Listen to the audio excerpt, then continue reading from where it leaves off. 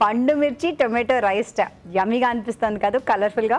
మరి దీనికి కావాల్సిన పదార్థాలని ఒకసారి చూద్దామా. పండు మిర్చి టొమాటో రైస్కి కావాల్సిన పదార్థాలు: పండు మిరపకాయలు 100 గ్రాములు, టొమాటో ముక్కలు 1 కప్పు, బాస్మతి బియ్యం 1 కప్పు, వెల్లుల్లి రెబ్బలు 4, జీలకర్ర 1 టీ స్పూన్, కరివేపాకు 2 రెమ్మలు, పోపు దినుసులు 1 టీ స్పూన్, కొత్తిమీర కొద్దిగా, ఉప్పు తగినంత, నూనె 3 టేబుల్ స్పూన్లు, ఎండుమిరపకాయలు 2. కావాల్సిన పదార్థాలన్నీ కలర్ఫుల్గా భలే బాగున్నాయి కదండి. మరి తయారీ విధానం చూద్దాం. ఓకే అండి, స్టార్ట్ చేద్దామా? ఓకేనండి. సో ఇక్కడ పండు మిరపకాయలు ఇలా చిన్న చిన్న ముక్కలు కట్ చేసుకోవాలి. ఎందుకంటే ఇది నేను కొంచెం కచ్చా పచ్చగా టేస్ట్ చేస్తున్నాను. కలర్ఫుల్గా ఉంటుంది కదా. అవును.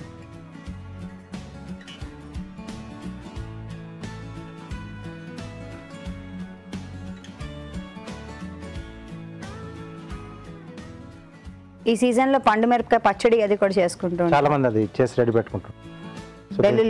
వెల్లుల్లిపాయలు కొద్దిగా జీలకర్ర అండి.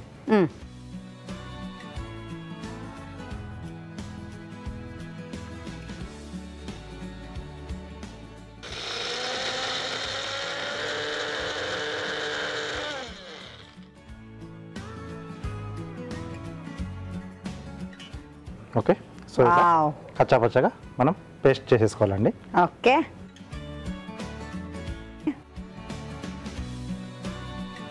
సో ముందుగా పోపులో కొద్దిగా ఎండుమిరపకాయలండి.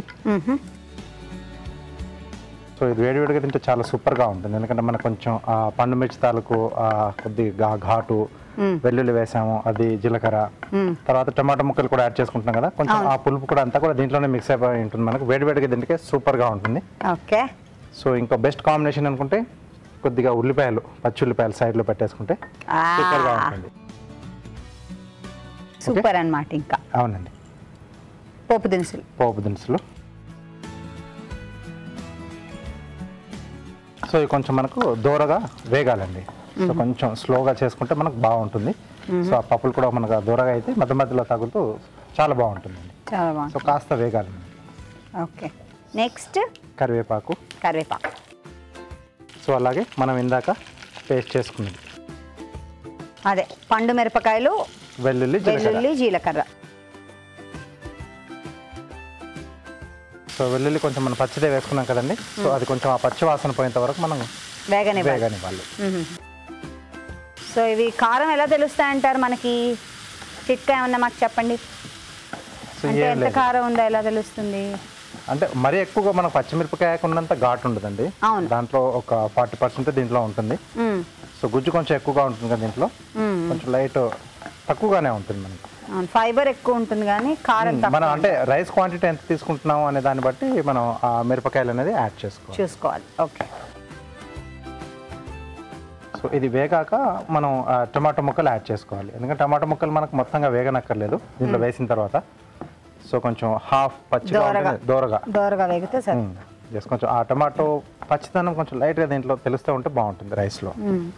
అంటే మామూలుగా మనం పచ్చిమిరపకాయలు, ఎండుమిరపకాయలు నూనెలో వేస్తే ఘాటు తెలుస్తుంది. ఇందులో అంత తెలియట్లే కదా మనకి. తెలియదండి దీంట్లో. టమాటో ముక్కలు, అలాగే రైస్ క్వాంటిటీకి సరిపడా ఉప్పు ఇప్పుడే వేసేయాలి. అవునండి. సో దీంట్లో బాగా కలిసిపోతే మనం రైస్ వేసిన తర్వాత అది ఈవెన్గా మనకు బాగా స్ప్రెడ్ అయిపోతుందండి. ఓకే, సో ఇప్పుడు టొమాటోలో నీరు ఉంటుంది కదా, అది పోయేంత వరకు చేయాలా? అక్కర్లేదండి, కొంచెం ఆ తడి కూడా ఉంటే బాగానే ఉంటుంది. మనం ఇందులో టొమాటో ప్యూరీ కూడా వేసుకోవచ్చా? అలా కావస్తే అలా వేసుకోవచ్చు. అంటే ముక్క పలంగా ఇష్టం లేదు బట్ ఆ టమాటో టేస్ట్ అనేది తెలియాలి అనుకుంటే అప్పుడు టమాటో పేస్ట్లా, లేకపోతే ఈ మిరపకాయలతో పాటు టమాటో ముక్కలు కూడా వేసి పేస్ట్ చేసుకోవచ్చు, మిక్సీ చేసేసుకోవచ్చు. రెండు కలిపి మనం ఇలాగే చేసుకోవాలి. ఆ పోపు తర్వాత వేయించేసుకుంటే సో ఆ ఘాటు తెలుస్తుంది, ఆ టమాటో పులుపు కూడా తెలుస్తుంది.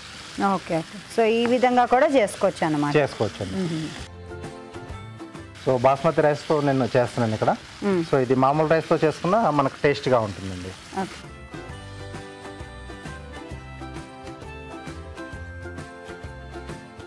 సో ముందుగా ఉడికించుకున్న బాస్మతి రైస్ అండి.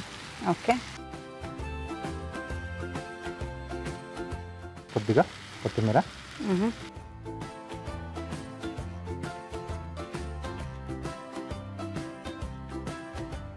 సో ఆటోమేటిక్గా న్యాచురల్ కలర్ వచ్చేసింది, అంతేనా? సో అది కొంచెం మనం గ్రైండ్ చేసేసాం కదా పండు మిర్చి. సో అలాగే టమాటో కూడా మనకు కొంచెం ఇదే కలర్ ఇస్తుంది.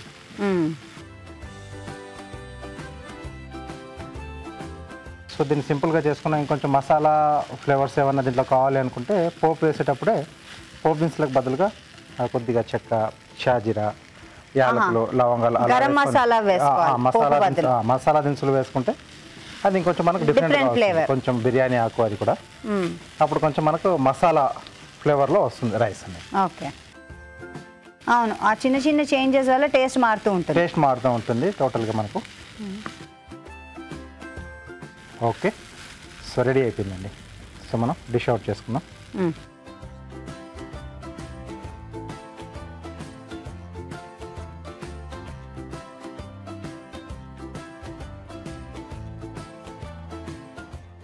అసలు ఆ వైట్ దాంట్లో రెడ్ రైస్ భలే కలర్ఫుల్గా ఉంది కదా. ఎస్. సో కొన్ని డిష్లు ఏంటంటే చూడగానే అటెంప్టింగ్గా ఉండాలి. కొద్దిగా కొత్తిమీర.